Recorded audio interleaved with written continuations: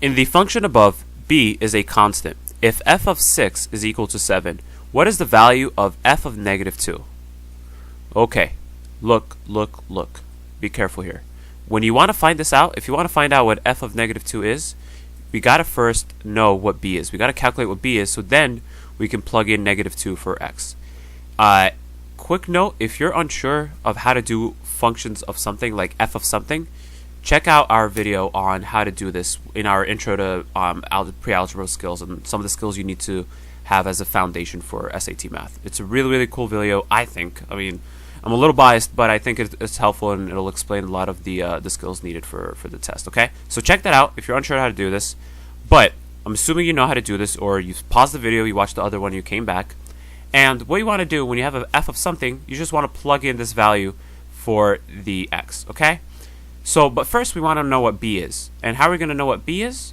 Well, we want to use this information that they told us, that f of x is equal, or f of 6 is equal to 7. So if I plug in 6 for x, I should get 7. So that would tell me then what b is. So let's do that. F of x, which is 7, is equal to 3 over 2 times x, which in this case is 6, plus b. Alright, well, let's multiply that. Well, 6 divided by 2, that's 3. So then we get 7 is equal to 3 times 3 plus b. 3 times 3 is 9. 7 is equal to 9 plus b.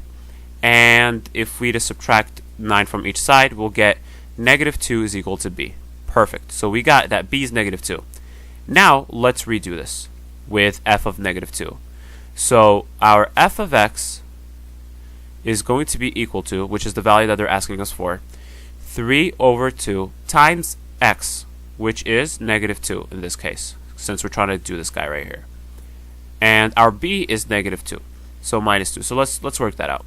So that's equal to, well, negative 2 over 2, that's really just negative 1. So that's 3 times negative 1 minus 2, which is negative 3 minus 2, which is negative 5, right? Negative 3 minus 2 is negative 5. And that, sir, is how you do it, right? You just go on and try to solve for this constant here, b, first using this information.